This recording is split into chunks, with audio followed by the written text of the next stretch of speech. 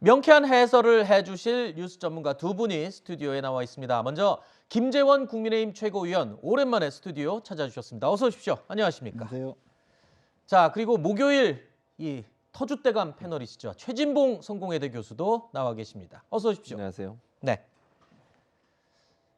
대통령이 되면 현 정권 적폐를 수사하겠다.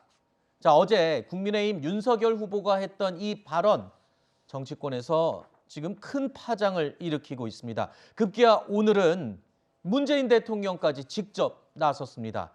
자, 야당 대선 후보를 향해 공개적으로 사과하라라고까지 했습니다. 오늘 첫 소식은 정면 충돌한 문재인 대통령과 윤석열 대선 후보 이야기로 문을 열겠습니다. 먼저 분노한 여권 인사들 얘기부터 들어보시죠. 이제는 검찰 출신의 대선 후보가 아무렇지도 않게 보복 수사를 공약하는 일까지 벌어지는 것입니다. 더불어민주당과 이재명 후보는 반드시 승리해서 대한민국이 윤석열 사단의 소나기에 놀아나는 검찰 공화국이 되는 일만큼은 막아내겠습니다. 듣기에 따라서는 정치 보복을 하겠다 이렇게 들릴 수 있는 말씀이셔서 매우 당황스럽고 유감스럽게 생각합니다. 자, 들으신 것처럼 윤석열 후보가 향후 정치 보복을 예고한 것이다. 이렇게 여권 인사들이 어제 오후부터 아주 강하게 항의를 시작을 했죠. 예, 그랬죠. 저는 좀 이례적이에요. 그러니까 제가 이례적으로 말한 것은 대통령 후보가 저런 발언을 하는 것은 상당히 조심스럽게 발언을 해야 되는데 문정부의 적폐청산을 하겠다 이런 발언한 건 대단히 부적절하다고 생각을 합니다.